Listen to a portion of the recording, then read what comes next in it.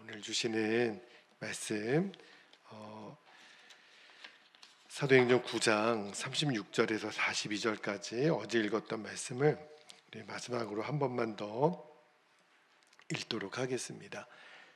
사도행전 9장 36절에서 42절까지 한 절씩 읽고 마지막 절 교독하여 읽겠습니다. 36절입니다. 요바에 다비다라는 여제자가 있으니 그 이름을 번역하면 도르가라. 선행과 구제하는 일이 심히 많더니 그때에 병들어 죽음에 시체를 씻어 다락에 누이니라. 38절 룻다가 요바에서 가까운지라 제자들이 베드로가 거기 있음을 듣고 두 사람을 보내어 지체 말고 와달라고 간청하여 베드로가 일어나 그들과 함께 가서 이르매 그들이 데리고 다락방에 올라가니 모든 과부가 베드로 곁에 서서 울며 도로가가 그들과 함께 있을 때에 지은 속옷과 겉옷을 다 내보이거늘. 40절 베드로가 사람을 다 내보내고 무릎을 꿇어 기도하고 돌이켜 시체를 향하여 이르되 다비다야 일어나라 하니 그가 눈을 떠 베드로를 보고 일어나 앉는지라. 베드로가 손을 내밀어 일으키고 성도들과 과부들을 불러들여 그가 살아난 것을 보이니. 42절 함께요. 온 요파 사람이 알고 많은 사람이 주를 믿더라. 아멘. 하나님 말씀입니다. 오늘은 제가 어제 말씀드린 것처럼 어제 믿음으로 순종하라 말씀을 나눴고요. 오늘 믿음으로 선포하라는 제목으로 말씀을 나눌게요. 어제 오늘 이제 우리가 사도행전 오늘로 마무리가 될 텐데 다비다가 죽고 다시 살아나는 이야기를 통해서 주신 은혜를 나누고 있는데 어제 그 말씀을 드렸어요. 그 요파 성도들에게 하나님이 성령의 감동을 주셨을 때 그대로 순종했던 그녀를 다락방에 누이고 베드로를 초청해서 기도를 받잖아요.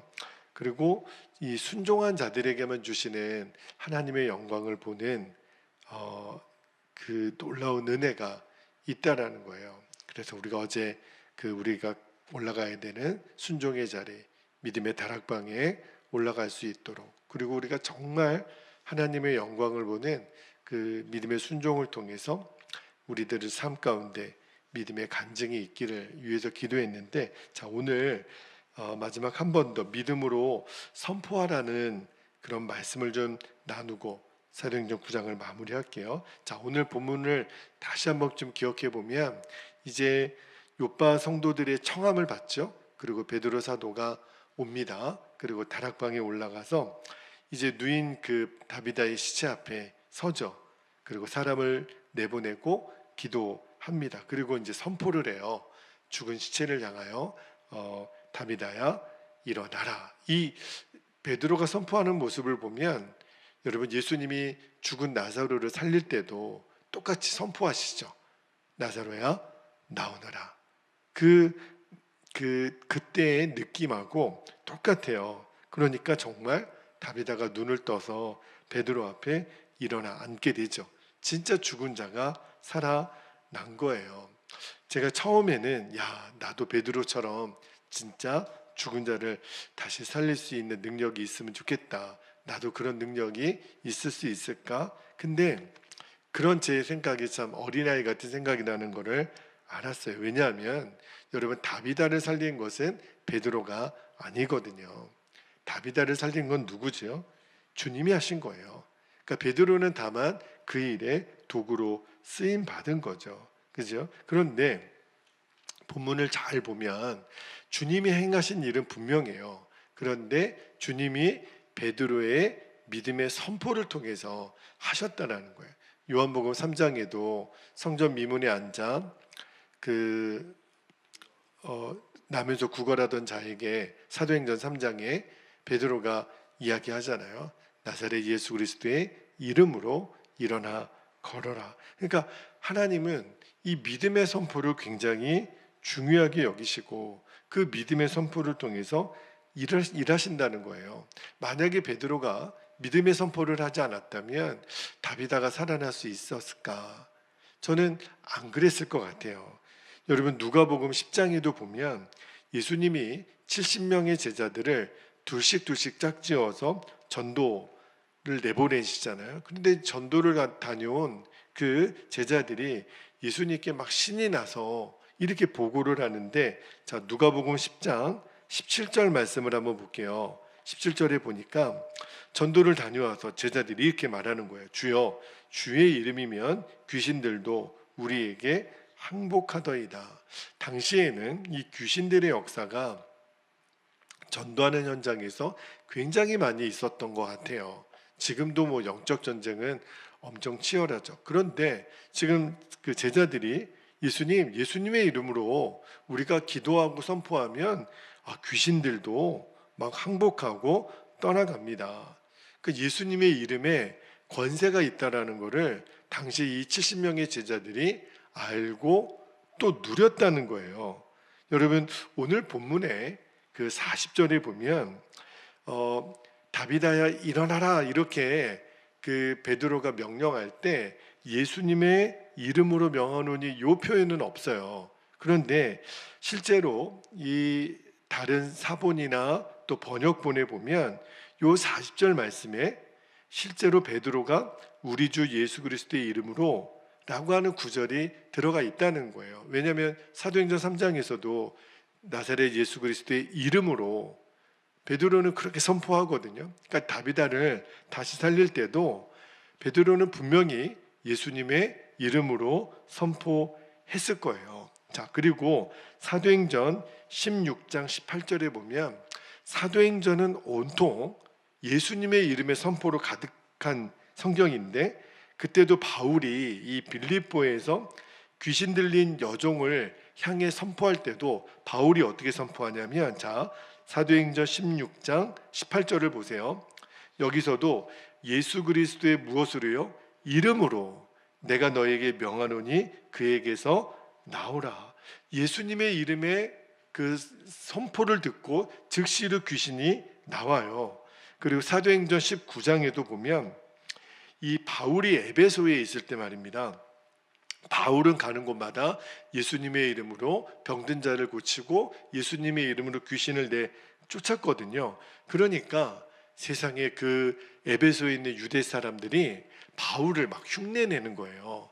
그들의 믿음이 얼마큼 있었는지는 모르겠지만 바울이 무조건 예수님의 이름으로 그 선포하면 그대로 되니까, 그러니까 이 유다 사람들이 그대로 흉내내는데, 그 중에서 이 스게와의 7 아들도, 이 사람들은 제사장의 아들들인데 굉장히 엉터리 같은 사람들이에요. 그런데 그 사람들도 그 예수님의 이름으로 선포하는 일을 흉내를 내더라는 거예요. 그러니까 이 말은 얼마나 바울이 예수님의 이름으로 선포를 많이 했는지, 그리고 예수님의 이름으로 선포할 때마다 그만큼 역사가 많이 일어났으니까 믿음이 엉터리 같은 사람도 예수님의 이름으로 선포하면 역사가 일어나는구나 흉내내는 자들이 많았다는 거예요.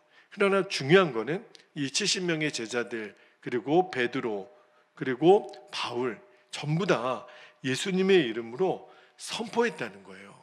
그러니까 예수님의 이름에 권세가 있고 능력이 있는 거죠. 우리도 여러분 병을 고치고 또 귀신을 내쫓고 또 오늘 본문에서처럼 이 죽은 자를 다시 살리는 이 능력은요, 우리에게 있지 않아요.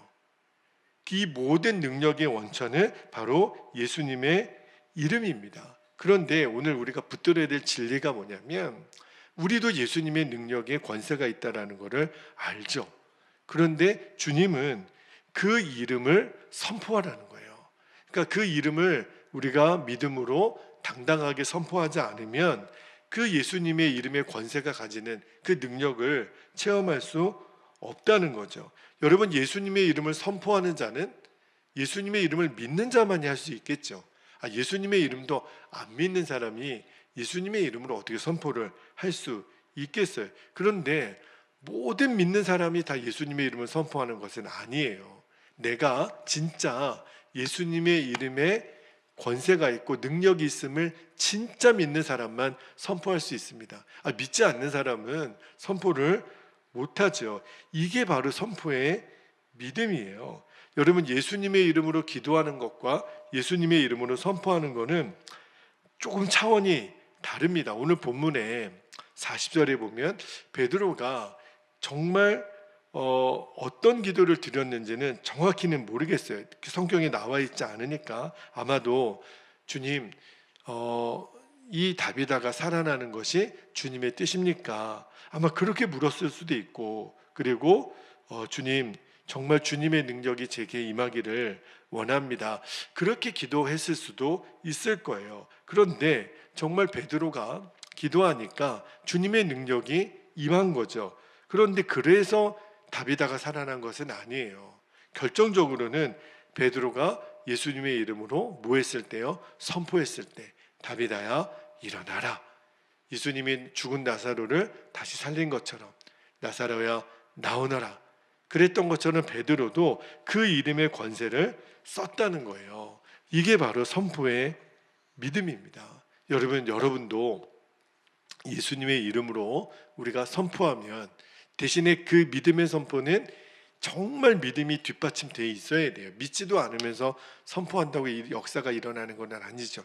내가 믿음도 있어요. 그리고 예수님의 이름으로 선포하면 정말 죽은 자가 살아나고 병든 자가 일어나고 또 귀신이 쫓겨나가는 것을 믿습니까? 여러분, 이 선포의 믿음이 되게 중요해요. 그 예수님이 마가복음 11장 23절에 보면 이런 말씀하셨어요. 23절에 내가 진실로 너희에게 이르노니, 잘 보세요. 누구든지 이 산더러 들리어 바다에 던져지라 하며 그 말하는 것이 이루어질 줄 믿고 마음에 의심하지 아니하면 그대로 되리라. 여러분, 이 말씀이 굉장히 중요한 말씀이면서도 또 많은 사람들이 이 말씀 때문에 시험당하는 말씀이기도 해요. 왜냐하면 진짜 산을 명하면 산이 움직일 수 있을까?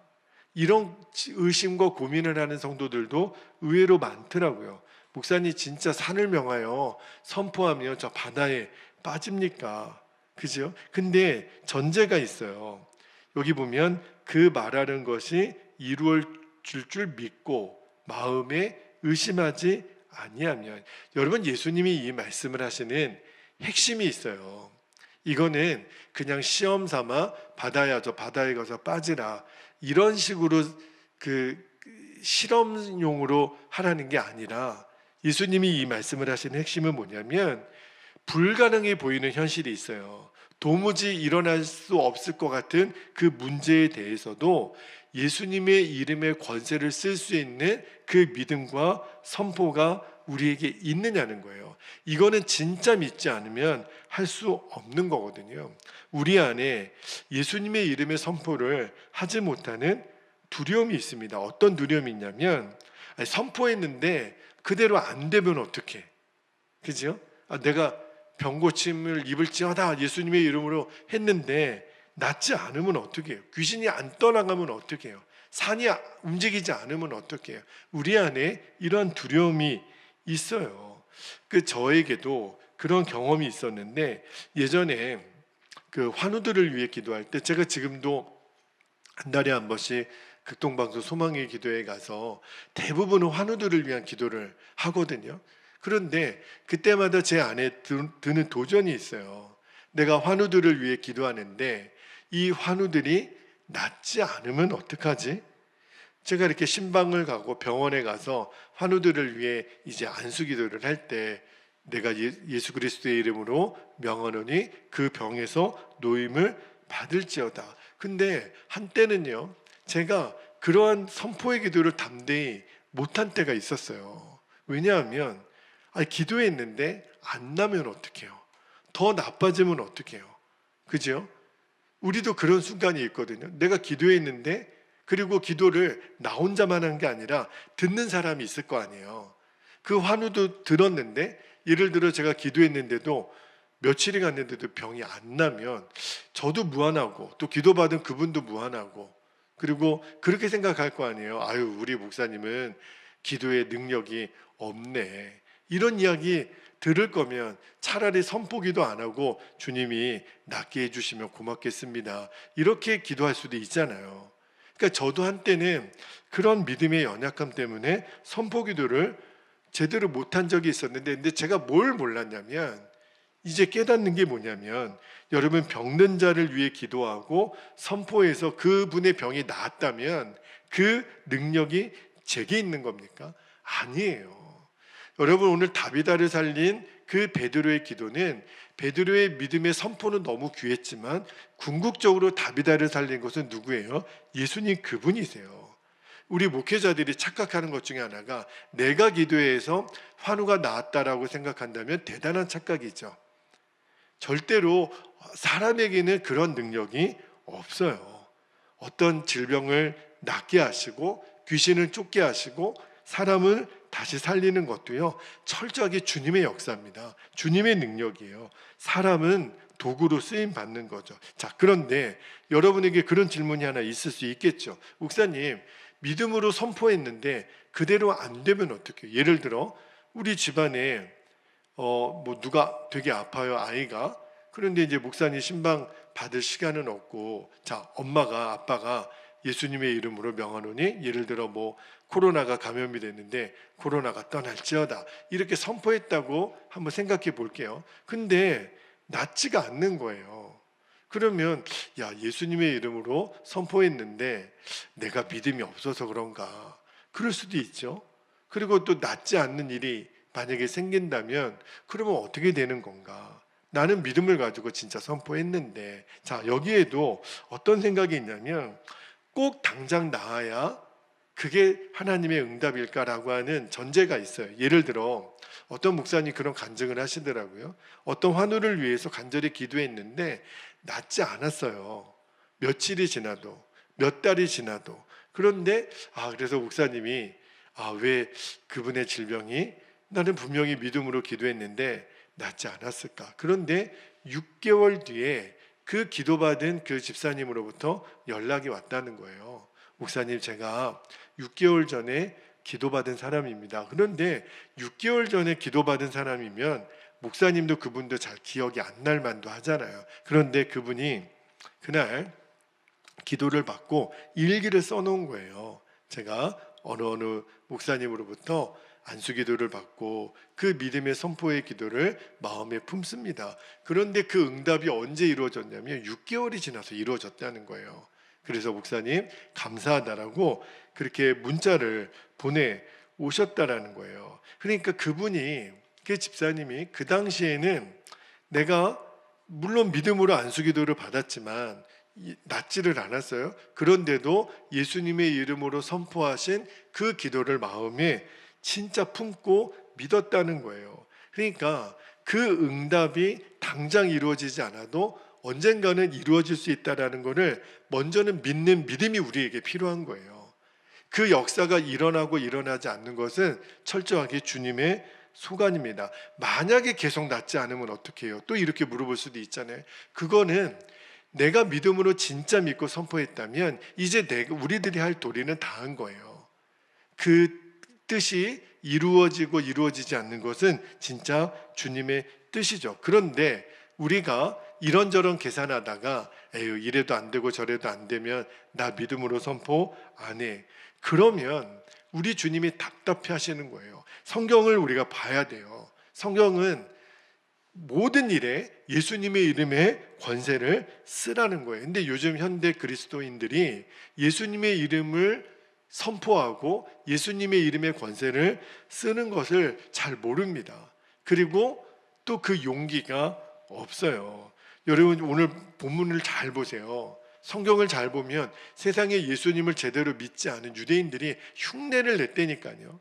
믿음이 없는 자들도 흉내를 내서 예수님의 이름으로 선포하고, 아까 제가 말씀드렸잖아요. 유대인의 제사장이었던 그 스게와의 7 아들도 예수님의 이름으로 막 선포를 해요. 근데 나중에는 그들이 엉터리 믿음이라는 게 어떻게 드러나면 귀신 들린 사람이 그를 다시 공격해요. 그러니까 스게와의 아들들은 믿음이 엉터리였죠. 자, 그런데 진짜 예수님을 믿는 우리가 예수님의 이름에 그 권세를 쓰는 방법도 모르고 쓸 줄도 모르고 또 써야 된다라는 믿음도 모르니까, 그러니까 주님의 안타까움이 있는 거죠. 자, 이제 오늘 말씀을 마무리를 하겠습니다. 제가 좀 본문을 너무 오래 다룬 경향이 있는데 다비다 사건을 통해서 두 가지 우리에게 주님이 도전을 주셨어요. 하나는 믿음으로 순종하라는 거예요. 그리고 또 하나는 믿음으로 선포하라. 이 믿음이 회복이 돼야 됩니다.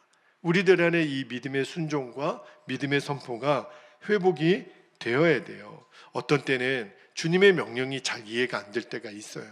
꼭 이렇게 해야 됩니까? 이것을 지금 해야 됩니까? 제가 해야 됩니까? 그러나 우리가 믿음의 순종을 드리면 보리떡 5개, 물고기 2마리에 순종을 드리면 정말 역사가 나타나고 주님의 영광이 드러납니다. 그리고 예수님의 이름으로 여러분이 오늘도 담대하게 선포해 보세요.